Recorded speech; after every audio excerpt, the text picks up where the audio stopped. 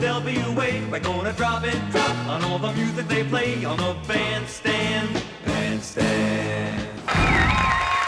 You got it. You got it. Oh.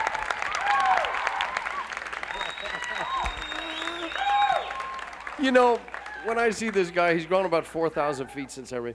You were little kids when you first were doing television. Gary, Indiana, is that where it first started? That's correct. I can remember going to, well, I don't want to reminisce. You're going down under to Australia. You been there before? Yes, last time I was in Australia was with my brothers, early 70s, 72, 73. Australia's only one stop. Where else are you going? New Zealand and Japan. The Japanese end of this tour is really the big important thing. They have a, what is it, a music festival? Yes, it's the Tokyo Music Festival there. Are you competing or just entertaining? I'm just entertaining, but it's going to be exciting. Really. Well, we don't know too much about those things. They have people from all over the world come in? Yes, there's a lot of people, a lot of record companies here and all over the world, and they compete, but I'm not in the contest. I mean, they have the like English artists, Oriental artists, American artists, Canadians, what have you? Everywhere, everywhere. You looking forward to it? Oh, I'm very excited. You led a very glamorous life in your young career.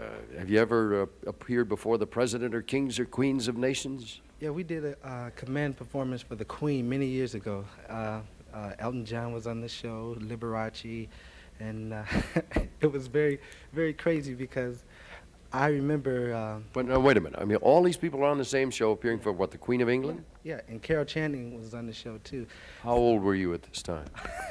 Very young, but one thing that I remember, Michael and I, we were peeking through this little hole in the dressing room because she was like next door to us. What? Miss Channing was, this is what you remember, this is what they remember appearing before the Queen of England, peeping through a peephole at Carol Channing in the dressing room. What kind of a business is this? No, we were very young. Yes, I know you were very young, about 20, 30 years of age, yes. When do you come back home from the Eastern tour? About 5 weeks.